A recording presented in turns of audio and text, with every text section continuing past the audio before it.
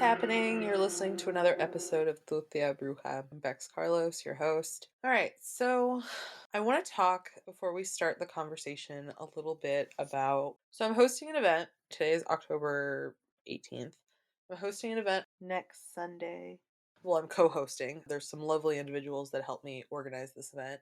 It's called the Virtual Brujx Coven, and the purpose of this event was started because all right, y'all, this is going to be heavy. So here we go. When COVID was in its peak, I guess, or I guess when like everything was sort of shut down, there were a lot of really wonderful people who created mutual funds, who created all these different protection security blankets for people who were black and brown and queer to make sure that they were okay. And, I was very blessed that people made me aware and I, had some resources given to me that were very helpful. And, through that time, I realized that a lot of people who are not as privy, to have social media connections, town resources of some sort, to be able to get funds, like it truly is difficult. And I'm someone who spent a lot of time in the service industry, and I feel most comfortable in a kitchen. I don't even know, maybe that comes from my roots, maybe that's because of who I am. I don't know, but like it's something I've always done. And I have a friend, a colleague who is one of the sharpest bartenders I've ever met. She's a white woman, and she had made me aware of a situation that she saw and dealt with, in which just things, and I talk about it a little bit further in the episode, but and I think it's important to know that there are allies out here who are making people aware of inequitable situations, because some of us have the ability to speak and some of us have the ability to help. And this is kind of what the Virtual Brujx Coven is all about. It's a way for people who are interested in witchy stuff and really just want to pay it forward, who have gotten to a place in their life where they can pay a little bit of money to attend an event. It's cool because I do have bar experience. I made a menu of really simple drink items. If you decide to come, if this and the conversation I'm going to have with Recipient X sounds like something that you want to attend, please do. I honestly, it's really hard out here. It's especially hard when you're either undocumented or first gen. There's a lot of systemic things in place that a lot of different individuals see that we don't talk about. So this is a way to get people together who want to help someone a little bit and just do something really cool and witchy. Costumes are encouraged, but not required. I'm going to stop talking. Let's talk about the event, and I'll give you more details at the end. Promise. So, for today's episode, I know that we are very vocal here and we talk about all sorts of things, but in reality, I mean, I think there are times for secrecy and I think there are times for really just keeping, yourself protected and covered. So, for today, I want to have a conversation that is a reality. I'm going to call the person just X. This person could be someone that you know. This person, they're a representation of what a lot of individuals deal with. They're kind of forced to live and work hard and do a lot, but kind of be in the shadows because there's uncertainty and, sometimes you don't know who you can trust. So thank you so much, X, for being on the show today. Yeah, no problem. Thank you for having me. I would love, for you to introduce yourself and tell us as much as you feel comfortable telling us about yourself and, a little bit about your background. Yeah, I was born and raised in Mexico until I was around 7 years old, and my parents brought me over here, and I had like nothing. It was just us meeting my aunt that had moved here before, and I had to leave school, my friends, and everything behind. And so I kind of just grew up here, and eventually, as I got older, I started to see that I couldn't do the same things that all of my like friends were doing. So like when my friends were like, "Oh, when are you gonna go do your driver's license test? When are you gonna start applying for colleges?" I had to just kind of like lie my way through that. I basically feel like I had to like lie my way through growing up, and I have to like lie my way through adulthood with certain people, and that's just a really hard thing to grow up with. It really messes with your mental health, and it like makes you resent your parents in a way, even though you're also so proud of. I'm so proud of everything that my parents were able to do for me. and all the opportunities they provided me with, but it's also really hard as like when you're a kid to be like, well, why am I not normal? Why can't I do this and why can't I do that? So being like immigrant child two parents of immigrants is super hard, and it affects you into adulthood, and like that's like a thing that I never really hear about, so it's something that makes you feel pretty isolated sometimes, so it's pretty cool that you're giving me a platform to actually talk about it. Yeah. No, and I think that that is an important discussion to have of getting papers. I think that the fact that in this country it's so hard to go through that process and so many people are unaware. Yeah, a lot of people will like talk about that. Well, like, why don't you apply for your papers? Why don't you apply for DACA? Why don't you do this? Why don't you do that? And it's like, well, I tried and it was extremely hard and it's extremely expensive. And I have, a sibling who is younger than me and like they need help with other things. And it's like, why would I take away from them? Or why would I make anything harder on my parents when they could focus on my other sibling who has more of a chance because they're a citizen here. And like I've seen people who like were also born in Mexico, but when they came here they got to have their residency already because they have one American parent, or their parents were able to have like a not necessarily easier route but a simpler route to get their kids their citizenship. It's hard to like show people that that's not everybody's path, like that's not something that everybody can do. At the end of the day, it comes from like the equity, right? The Yeah. fact that like the information isn't spread out evenly. The risk in coming here is definitely for a lot of people, it's a necessity just because there's a lot of people in Mexico who it takes a lot of strength and it takes a lot of time and resources and money to come here. For some people it can take a while to do that. It can take a while to just create the plan to get here, and then when you get here, like you were lucky to have an aunt, correct? That like Yeah. helped you. Yeah. Yeah. Some people don't have that. So Yeah, it's they don't, because we've had like I know my parents have had friends and stuff that needed to come over here, and even family that needed to come over here, and it was like they need to do it now or they can't do it for a very long time. And it's just a super stressful situation, and we were lucky enough to have an aunt that already lived here, and she was like, "Yeah, you guys can come here. I already have a place to stay for you guys." But at one point lived in a house where there was 12 of us in a two-bedroom house with one bathroom. We had to leave not only to like better ourselves, but because of where we were from, it was like not the best place to be. It was pretty dangerous at times. So some of our family had to leave in a rush. So I've seen that. I've seen that part where you like have nothing but you have to leave now. And it's pretty scary.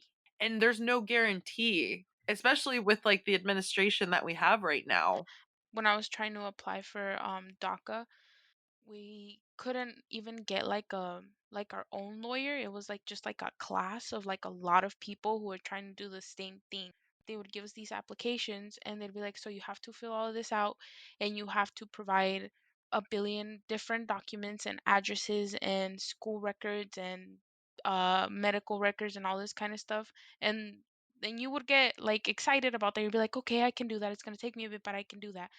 And then the lawyer or like the lawyer's like assistant would be like, but you have to pay X amount of dollars and they might still deny you. It's so fucked. And it's just like you thought there was a light at the end of the tunnel in so many ways, and then it's not. And it's so disheartening. And I think that that's something that like people who are undocumented or people who, are just trying to become stable, maybe they've been able to get their papers. Like it's just always something. And Yeah. one place that I see a lot of individuals who, they're working on their papers is like the food service industry.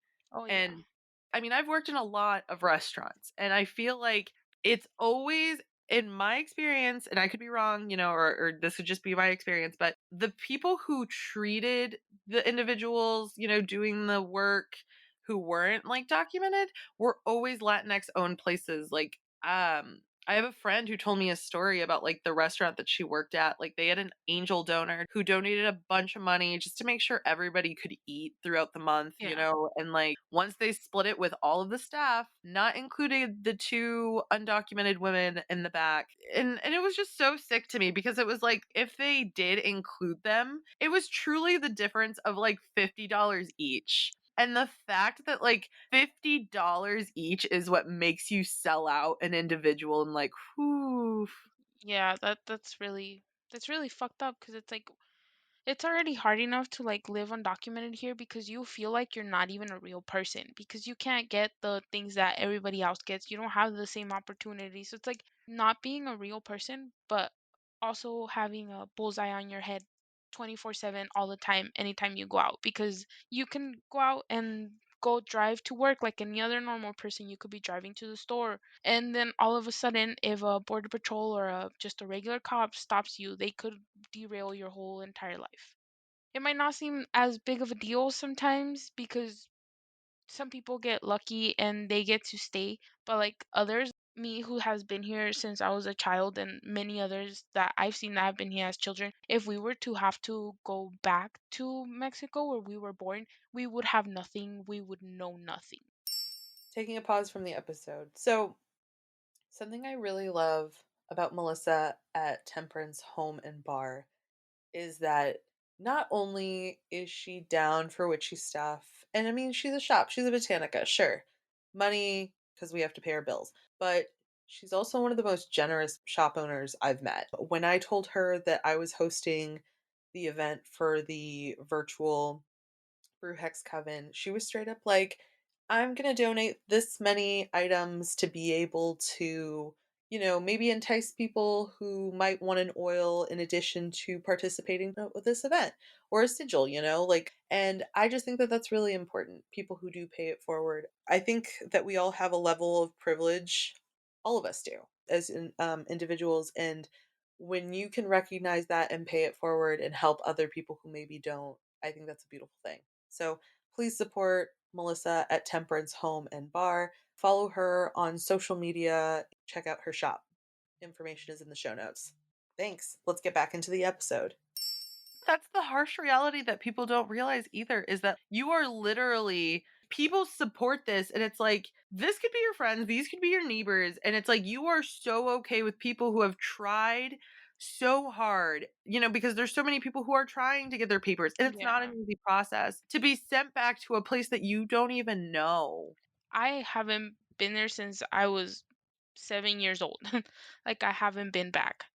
So it's like, what would I even do there? What would I even? I have some family there, but we were not really close. And since I left since I was like 7 years old, it's not like I have much of a relationship with my cousins or anything like that. So I would literally just go be a stranger over there. And people don't understand that. They're very easy to say, "Oh, go back to where you came from. Go back to your family." And I'm like, "What family? Though my family is here. I know everything here." Yeah. It's just cruel. Honestly, it's just cruel. And it's honestly most of the time people are just very ignorant of the process because them or nor anybody around them has truly had to deal with that. It takes years to like do that. It could take like months to have your application look through, and then it takes another few months to get like a residency card, and then you have to wait years and years and years to be able to get your citizenship. And in those years, if you do make one mistake, like they could take everything from you. Yeah. It's like every form that you have had to fill out in your life that's like federal times a million of how difficult it Yeah. is because anything that's wrong is just It's a if you do one thing wrong, it's not like they're gonna tell you like, hey, you should fix this. Like it's no, they're gonna reject your application, not tell you what you did wrong, and you have to pay again. That's why like even if you do want to do it like alone, or even if you want to do it at all, aside from saving up the money to like send in those applications, you have to save up money for lawyers. And lawyers are expensive. Like I had one appointment with the lawyer and it cost me about $300 just to talk to them for an hour, and then they gave me like a breakdown of how much everything was gonna cost, and it was like almost $2,000. yeah. And for a lot of people that's a lot of money. Yeah, it is. You would think that if you have a good lawyer, but like these lawyers are typically overworked too. Yeah, they're tired. There's like, and people usually try to find like specific immigration lawyers, obviously. So with everything going on right now and everybody trying to like scramble to like make sure that they're safe, I can't even imagine how many clients they have a day, a week, like how many people they have to represent. X, what is one thing that you think people should really just think about, like when it comes to the immigration process and how they can use their privilege to help, individuals further? Well, I think like the number one thing that people can do right now is just go fucking vote. Like just get the fuck up and go vote. There, it's very easy to register to vote. You literally get ads for it on Snapchat, Facebook, Instagram, everywhere. So I think that's like such an important thing to do because we don't get to do that. We don't get to vote. We don't get to count as people here, and we have to live with whatever decision everybody else makes. So like, if you care and if you can, like, help us that way, because it's hard to like be like, oh, don't be selfish, but like it's true. Like, please help us out. Don't be selfish. Like, think about not only what you want, but like what you can do to help us as well, because we're trying, but we can't do everything alone. Yeah. It's one tiny thing that you can do. So please, Yeah. if you're not registered to vote, I mean, I feel like the demographic of people who listen to this show, unless they can't vote, which, for some people they can't, Yeah. but if they can, I feel like they are voting. So please don't disappoint yeah, Just remind everybody else to vote. yeah, Pressure your friends, your family, everybody to get up and vote. yeah, 100%. And one of the things that like I've mentioned this previously on the show. One of the things that I really love about the internet is like the ability to connect with people because like that's how we've connected. We've met Yeah. being in different groups and especially like witchy spaces because I feel like that's an interest that we both have. And I know that we've talked about like how this is like a way we want to connect. So we've started doing a series of events which we call the Virtual Brujx Coven. And yeah, it's just a way to raise funds for individuals who are kind of just like needing help with their application fees or, maybe if they need to hire a lawyer because shit's already hard just to pay your bills. I think that everybody could use a little extra. Would you say that that's true? Yeah, that's very true. Yeah. So if we both seem like people you might want to hang out with and kind of just learn about some witchy stuff, definitely check out the link in the show notes. You can find Virtual Brujx Coven's login information and just some information about the event and how you can get involved if it seems like something you might be interested in. There are different tiers for the different levels, and you can win some cool stuff, some witchy products, and you'd be helping a lot of people, so please get involved. Anything you'd like to add? I mean, if you ever can, just donate anywhere that would help Latinx people everywhere because we could really use it.